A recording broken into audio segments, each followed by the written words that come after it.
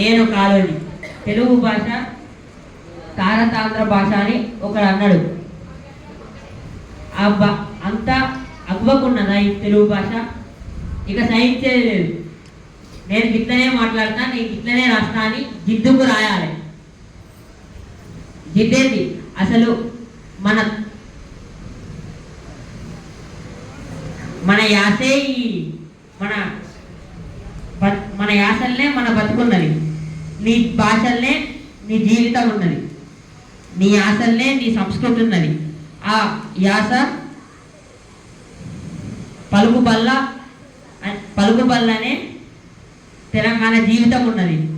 ఏ భాష రా నీది, ఏమి వేషమరా, ఈ భాష ఈ వేషం ఎవరి కోసం రా, ఆంగ్లంలో మాటలాడగలుగనే ఇంతగా గులిగెనవు ఎందుకోసమరా, సూటు బూటు హ్యాట్ సోకుగా తొడగా ఘనతేమి వచ్చరా గర్వం ఎందుకురా, ఏ భాష రా నీది ఏమి వేషమరా, ఈ భాష ఈ వేషం ఎవరి కోసమరా, తెలుగు బిడ్డ ఎప్పుడు తెలుసుకుందోరా, తెలుగు బిడ్డవురో ఈ తెలుగు మాట్లాడటము సంకోచపడటము సంగతేమిటిరా, అన్య భాషలు నేర్చి ఆంధ్రము రాదంటూ సకిలించు ఆంధ్రుడా చావెందుకురా, ఏ భాష రా నీది ఏమి వేషమురా, ఈ భాష ఈ వేషం ఎవరి కోసం రా అని నాకు తెలుగు రాదన్న తెలుగుని దుమ్ము దులిపాను.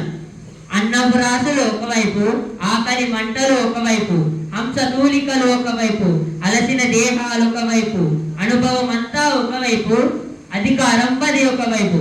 లోకంలో ఇలాంటి తేడాలు చూసి బాధపడ్డాను. పరుల కష్టం చూసినప్పుడు నా గుండె కరిగిపోయింది. మాయా మోసాలు చూసినప్పుడు నా ఒళ్ళు మండిపోయింది. పరుల కష్టము చూసి కరిగిపోవును గుండె, మాయా మోసాలు చూసి మండిపోవును ఒళ్ళు. ఉదయం కానే కాదనుకోవడం నిరాశ, ఉదయించి అట్లానే ఉంటాననుకోవడం దురాశ.